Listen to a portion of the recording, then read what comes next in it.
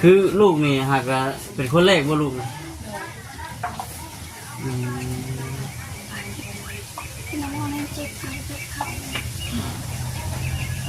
เจ็บหัวแห้งบ่กินบ่ได้บ่กินน้ำห้อนบ่ได้เอาเราอยู่กลางเย็นเอาอยู่ไทยบ่หอดครับได้เศร้าบ่หอดเที่ยงซ้ำเลยครับมันมีราคาทำอยู่บ่ได้กินยาเย็นได้ซะกินเราอยู่กลางเย็นแล้วก็อยู่ได้กินน้ำเย็นเอาน้ำมุ้นเขามากินนั่นเป็นอยู่กำยินเอาน้ำมุ้นน่ะผสมกับน้ำละล่าเฮาก็ได้สลองด้วยจ้ะว่าสิไปหาหมอกับกระเจ้ายังสิมาก็เลยถ่ายก่อนเขาว่าบ่ไหวก็ถ่าบ่ได้ได้เพิ่นว่าบ่ไหวเพิ่นว่าเจ็บแห้งกับตัวไปเนาะไม่ว่าเพิ่นเจ็บขึ้นน้ำตาลนัวแน่มาถึงช่วงคนขับขันกันที่ตรงนี้เนาะคือช่วงคนปวดหัวแห้งไล่ไปหมอ500,000คือทั้งหมดทั้งมวลนี่ก็เป็นทางผู้รับเนี่ยเป็นซอยแล้วก็ชื่อในอยู่ในกินนี่ได้พี่น้องเนาะแล้วก็เป็นนนเงิน500,000กีบเราได้เพิ่นก็เว้ย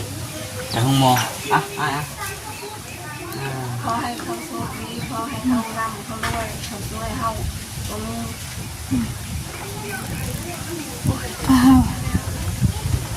เดี๋ยวพวกท่านขอบคุณเพลงเลยไปที่จะว่าเจ้าภาพไป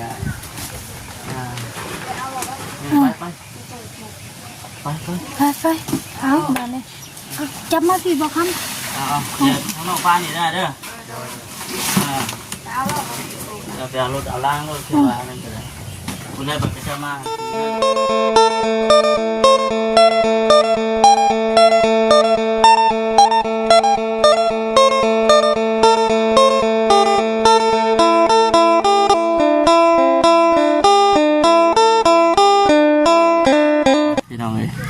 ถือว่ามาฮอดมาถึงแล้วบัดนี้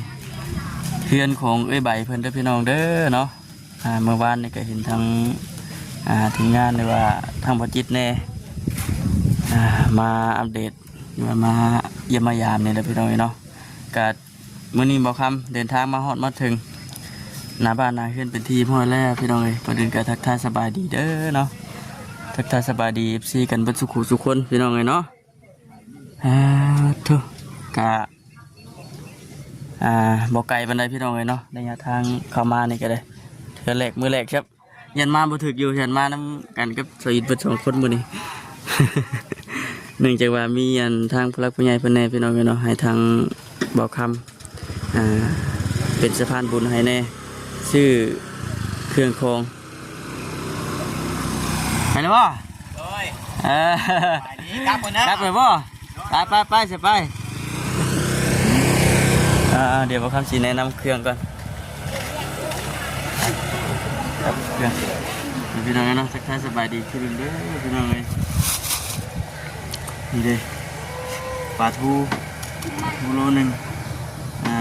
น้ำห่านนั่นแหละพี่น้องเนาะโอ้หลายน้ำฮอนแดดเลย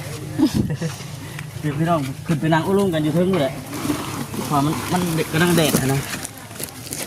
ก็เรื่องเดียวกับถือเองก็ได้ครับถือได้บอก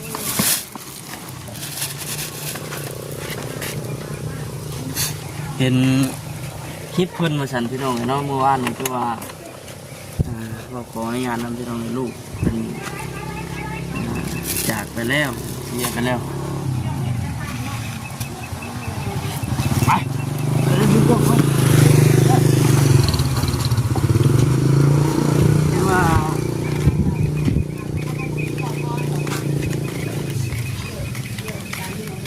เฮ้ยเดี๋ยวมีคนเพื่อนอยู่ป่ะ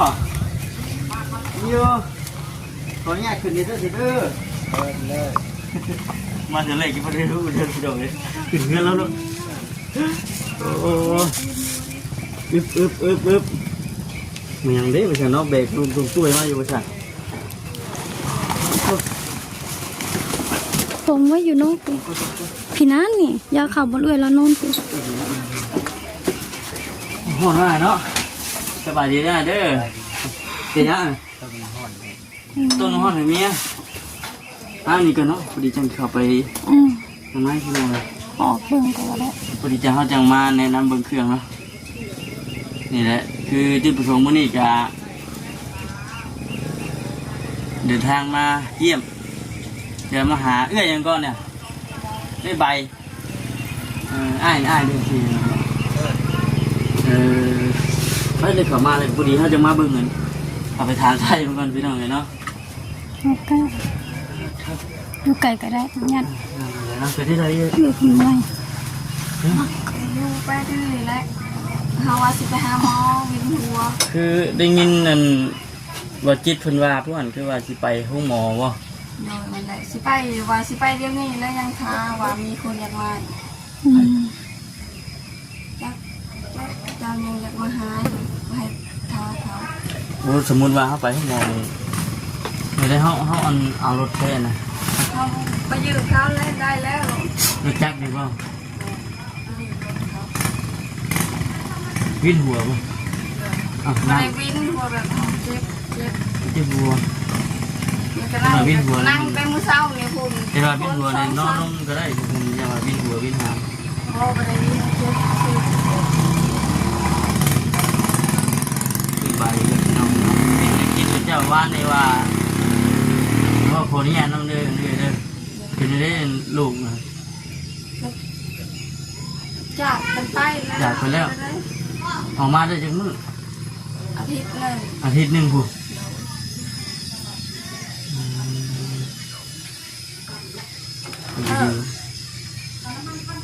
เป็นไง เจ็บแอว เอวเอานอน นอนลงก็ได้แหละ นอนลงก็ได้ เถิด ยัง มานั่งนี่นะเขาไปเลยไปเข้าห้องน้ำก่อน อ๋อลงได้ป่ะ ลงได้ป่ะ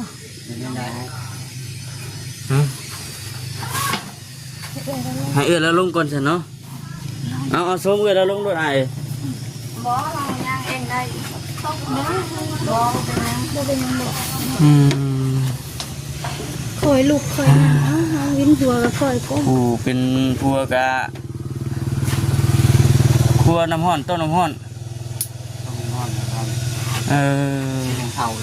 หนึ่งเข่าเนี่ยหวานเอานี่ก็จะมาเกินต้นนี้เกินหมอเป็นนะพี่น้องเนาะลูกเต้าออกมาแล้วว่าเพิ่นเป็นยังก็อันทมิดนะไข่เป็นไข่ธรรมดาเท่านี้แต่ว่าบัดนี่เลยไปหาหมอซ่าบ่ดีว่าไปหาหมอน่ะมาน้องต้องแห้ไข่แห้มันแนวขันนั่นนี่มันแหลมดำเขาคนให้จนแหล่จนดำคุณมันดีใจมันนานใจทั้งปากทั้งออกปากแนวบีบคอไว้คือมีแนวบีบแนวขันเลยดิพ่อกับแม่ก็ได้แต่เบิ้งชื่อได้ไปเนาะก็จะได้ตาไปหาหมอเนี่ยมันบกขึ้นเลยอันที่ว่าเพิ่นเสียอยู่เพื่อนนี่บ่มาแต่พุ่นและมาแต่ห้องหมอมาเพื่อนที่พุ่นเบิดครับเบิดแล้วก็กลับไปหาหมออีกบ่ดีกว่าบ่ไปพุ่นเลยกลับมาข้างนอกที่พุ่นเบิดมาแต่พุ่นทางภาควันปักแต่ก็สิบ่ได้อยู่นำเนาะกลับมาทางด้านก็นี่พุ่นเบิดตักเย็นน่ะขี่รถให้อันไปรถจักรบ่ไปกันยืมรถจะไปหรือว่าเฮาอยู่นำกันในสองคนผัวเมียนี่บ่นี่นะสองคนผัวเมียเงินล่ะเงินไม่ได้เพื่อนนี่ก็เพื่อนกับเจ้าบ่เอ้าจะไปทำงานแสดงว่าอันเจ้ากับอันเอื้อแล้วนี่ยังบ่ทันได้มีบ่เงินการดินโดนตอนหญ้าเด้บ่มีหยังเลยสมมุติว่าเจ้าของเพื่อนเพิ่นมาเด้ฮะไปเพิ่นมาอยู่ ไปเห็นงาน เอ้าแต่ว่าปัจจุบันนี้เด้ปัจจุบันนี้ยันเจ้าเฮ็ดเวียกหยังก่อน บ่ได้เห็น วันนี้ถ้าแล้วขึ้นมาก่อนพี่น้องเนาะมื้อนี้ตั้งใจมาเยี่ยมมายามมื้อนี้นะทวิตว่าสิมาตั้งแต่เมื่อวานนี้แต่ว่ามันถึกประสบมื้อที่ว่าเวียกหลายแน่เมื่อวานนี่ก็เลยมาบ่ทวงบ่ทันนะพี่น้องเนาะเลยมีผู้ใหญ่เพิ่นให้ซื้อนี่แหละในเครื่องมาฝากมาต้อนกับปลาทูแน่พี่น้องเนาะเครื่องก็เครื่องในห้างนั่นแหละจังได๋จ้ะเนาะแต่ว่ามื้อนี้คือได้ยินข่าวๆว่าทางเราสิไปหาหมออีกจังพี่น้องเนาะไปไปพุ่นบ่นี่ลาวเวียดพุ่นบ่ จักเพิ่นเป็นมอเขาเขา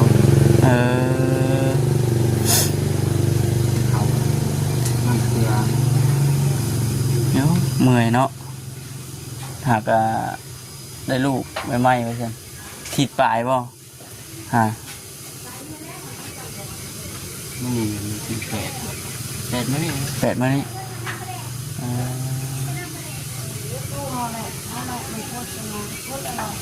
มันพุ่นแล้วก็พอแล้วพุ่นแล้วไปนั่งน้ำกันพุ่นแล้วครับเนี่ยพุ่นแล้วไปนั่งพุ่นก่อนก็ได้ไอ้ไปกินได้ไหม กิน เย็นแล้ววะ จะกินน้ำห้อนเนาะนี่เอาขึ้นว่านี่ก็ได้ป่ะ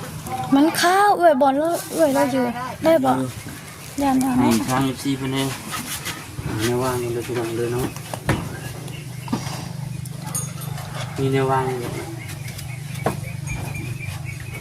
จังบ่เปื้อนยันมาบ่ถึงกันเพื่อนเพิ่นอยู่ฉันเป็นเอาพากันดาวเถิดเนาะเนาะ กินหลอดห้องกับ กินพวกม่วงพวกกันเนาะ อึดเอาหลอด กินต้มหักยาพี่น้องเอ้ย แม่นกินเอาเลยแหละให้นั่นห้อนเลยเนาะห้อนกับบ่ฮูบลายเนาะคือลูกนี่หากเป็นคนแรกบ่ลูกนี่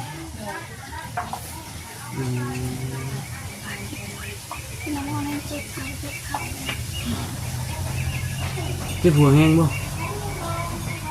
กินบ่ได้บ่กินน้ำห้อนบ่ได้ เอาเราอยู่กลางเย็นเอา หันเด้ อยู่ไทยบ่หอดครับได้เศร้าบ่หอดเที่ยงซ้ำเลยครับเป็นดินยาค่ะ ทำอยู่บ่ได้ บ่ได้แต่ กินยาเย็นได้ซะ เรากินเราอยู่กลางเย็นแล้วก็อยู่ได้กินน้ำเย็น เอาน้ำมุ้นเขามากิน นั่นเป็นอยู่กับยิน เอาน้ำมุ้นน่ะผสมกับน้ำละล่าเฮาก็ได้ใส่ลองด้วยจ้ะ ว่าสิไปหาหมอกับเจ้ายังสิมา ก็เลยถ่ายก่อน เขาบอกบ่ไหว้ก็ถ่าบ่ได้ได้ เพื่อนว่าบ่ไหวเพื่อนว่าเจ็บแห้งเดี๋ยวคือว่า ไปเลย ไม่ว่า อา เพิ่น การ เพิ่น จะค่อยเจ็บขึ้นเจ็บข้าวจมูกกินนะ อ้าวเนาะ เจ้าได้เฮา เดี๋ยวว่าเจ้า ควรด้วย เดี๋ยวว่าเขาโทรมาหาเจ้าบ่ได้ว่าดีเลย เขาจะบอกว่าเขาสิมา ป้าบอกคำ มีหรือบ่เงินเดือนไปหมอได้เท่าไหร่ได้ เขาจะเอาให้ล้านนึง เนาะเอาพี่น้องมื้อนี้ก็นั่นได้มื้อนี้ก็ของพระผู้ใหญ่เพิ่นนั่นแหละเพิ่นก่อนพี่น้องเนี่ยว่าแล้วพาไปห้องหมอ แม่ แต่ว่ามานำบ่จิตสิเอาน้ำนี่มา2-3แพ็คนี่พี่น้องเป็นตัวออกแล้วบ่ จกออกแล้ว นี่พี่น้องเนาะเป็นเนื้อสิ จกออก นี่เลยพี่น้องเด้อเนาะเกลือเป็นยังไงได้เนาะกระดูกพริกนัว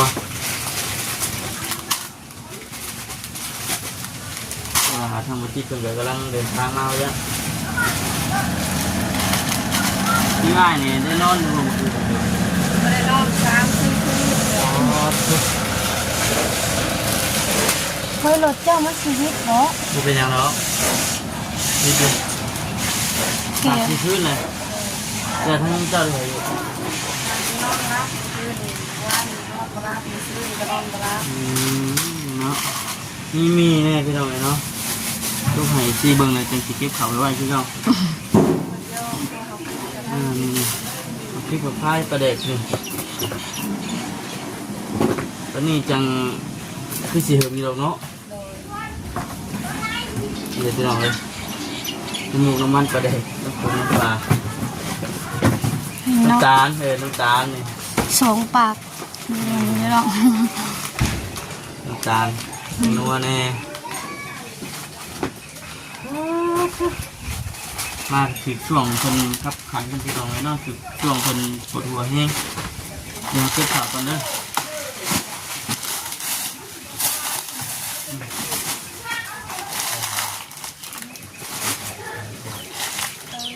ไปในกระเป๋า เอาสิปรึกษากันว่าไปกวดทั้งไหนเป็นพอไกลว่าจะหนีไป น้ำพวกเลย บ่ไกลบันไดรถล้างยืมไว้แล้วป่ะ ยืมไปแล้วมีเพียงเฮาสัญญาแล้ว ขับรถไหวหรือว่า ไว้อยู่ ไหวอยู่ เบิ่งเด้อบ่ได้นอน คุมหลายใช่ไหม คอยไปคอยมา พี่น้องเลยกับปลาทูนี่แล้วจักสีนี่เลยเบิดมาแต่ห้องหมอคนวัดตะกี้ โดยเดี๋ยวให้พวกเฮาให้ทัดให้ไว้ เฮ็ดไว้เนาะ โดย ผ้าเจ็บ ไว้ เรื่ เล อย ง พี่น้องเนาะแล้วก็มีเงินพอเนื้อเด้อเงินไว้คือไปห้องหมอ500,000คือทั้งหมดทั้งมวลนี่จะเป็นทางผู้รับเมียเป็นซอยแล้วก็ชื่อในอยู่ในกินนี่ได้พี่น้องเนาะแล้วก็เป็นนอนเงิน500,000กีบเราได้อ่านเพิ่นก็เว้ยแต่ห้องหมอขอให้เขาโชคดีขอให้เขาร่ำเขารวยเขาช่วยเฮาบ่มี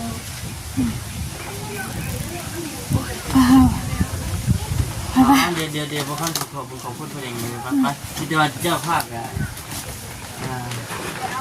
ไปเอามาเลยเอาจับมาพี่บ่คำ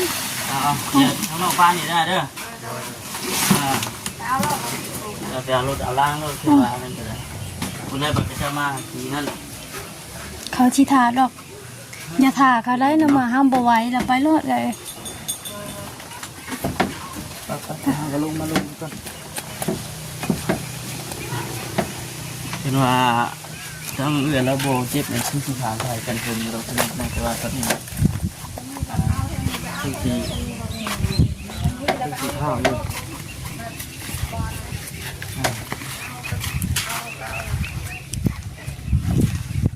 ไปเอาจ้ะ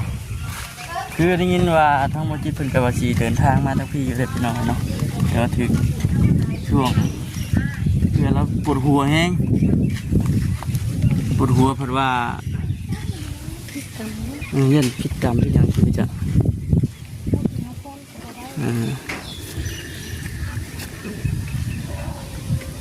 เขาก็มีแต่ว่าออกไปนั่งอยู่ห้องนอกกันเนาะ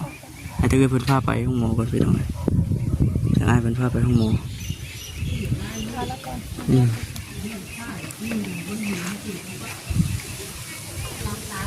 ไก่เธอไปจ้ะ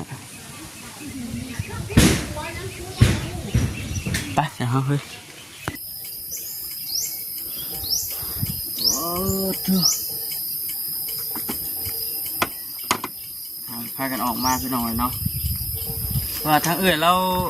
เจ็บหัวแห้งเหมือนกันได้มานั่งอื่นเราเจ็บหัวแล้วเลยให้ท่านเราไปเอารถก่อนเอารถมาพาไปห้องหมอถ้าว่าจะชวนคุยแบบว่ามันสิเป็นนั่นนะพี่น้องเลยเนาะก็เลยเอาฉันเลือกที่ให้ทั้งเงินผู้เป็นผัวเราไปเอารถกระเจ้าไปยืมเพิ่นไปยืมรถไว้แล้วปกติเนี่ยเพิ่นว่าสิออกไปห้องหมอแล้วล่ะพี่น้องแต่ว่ามีทีมงานเข้ามาแต่นี่ก็สิมีทีมงานเข้ามาหาอยู่เจ็บปกติเขาไปหันอยู่พี่น้องแต่ว่าเรื่อยเพิ่นบ่ไหวแล้วฉันเจ็บหัวแห้งตอนบ่ข้ามขึ้นไปชีวิตเนี่ยก็ยังพอปากพอว่าอยู่พี่น้องแต่ว่าพอนั่งไปนั่งมาเพราะว่าเจ็บหัวแห้งเข่ายังบ่ทันได้ขอบบุญขอบคุณ ผู้รักผู้ใหญ่ช่ำพี่น้องเนาะต้องบอกคำกันเลยที่มาขอบคุณแทนแล้วก็ขอบคุณรับใหญ่ที่อุดหนุนห้านแล้วก็สดช่วยครอบครัวของเพื่อนพ่อน้องพี่น้องเนาะเอาคนอื่นกันมีแต่ว่าขอบคุณหลายๆเด้อเนาะที่สดช่วยแล้วก็ซื้อเครื่องในห้านบุคำเนาะอะไรก็ขออยู่ดีมีแรงเด้อเนาะขอให้เจริญรุ่งเรืองก้าวหน้าต่อไปเหตุวิกฤตการณ์งานนี้ยังก็ขอให้เจริญรุ่งเรืองก้าวหน้าต่อไปเด้อเนาะจะเจ็บจะจนทานมาสนี้ก็ขอให้กลับคืนไปหาร้อยเท่าพันเท่าปุเนาะจะเจ็บจะจนนั่นแหละพี่น้องเอ้ยวันนี้ก็ถือว่านำเครื่องของมาฮอดมาถึงฮอดบ้านฮอดเฮือนเป็นทีมห้อยกันว่าเพื่อนโบเจ็บหัวก็คือสิได้นางอารมณ์กันเพิ่งอยู่อย่านี่มันอะไรผัวแล้วก็คือว่าเราพี่น้องเนาะเราบริโนอน3 มื้อ 3 คืนกันเราสินอนแบบมุ้ยไผ่เผาลูกเผาเมียมันนะ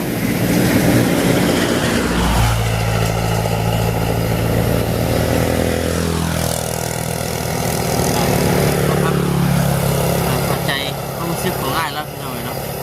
ที่ว่าแค่สิบริโนอนนะส่งเมียเขาไฟนี่ส่งเมียอยู่กันบุคคำกับช่วงนั้นเขาถือว่านักเติบพี่น้องเลยเนาะมุ้ยผู้เปลี่ยนนะอันนี้กับปกติทั้งอ้ายแล้วพี่น้องเลยเนาะมีแต่ว่าสิพาไปห้องหมอก่อนใช่แต่เขากับมีแต่สิพากันกลับบ้านนี่เนาะ พากันกลับก่อนนะพี่น้องเด้อเนาะดีมุกดีใจที่ว่าทางผู้รับเนี่ยเพิ่นสดซอยครอบครัวของเอื้อเราที่จะว่าเมื่อหนาเมื่อไหร่เดี๋ยวเราจีพากันมาอัปเดตมาเยี่ยมมายามบางอีกเนาะแม่เพื่อนกับโบแมนเพื่อนตัวเองซ้ำเนาะเรื่องเรื่องชาติเนี่ยกับโบเมนเพื่อนเจ้าของพี่น้องเลยเนาะมีแต่ว่านับแต่ดินโดนตอนหญ้านับแต่ดินโดนตอนหญ้ายังบ่ทันได้มีอยู่เพื่อนเขาเพื่อนเจ้าของหลังนั้นกับเพิ่นไปเฮ็ดเวียกมีแต่ว่าสายเทินว่าเพิ่นมาเนี่ยแม่นต้องได้พบด้วยนี่ไปอยู่ทั้งไหนแหละนะน่าสงสารอยู่ลูกออกมาก็ได้ทิศปลายว่าซั่นเป็นไข่ที่ได้ทานคือสิฮู้เลยล่ะเนาะเป็นไข่เลยไปห้องหมอพอมาเพื่อนเพิ่นว่าเสียไปจากไปพี่น้อย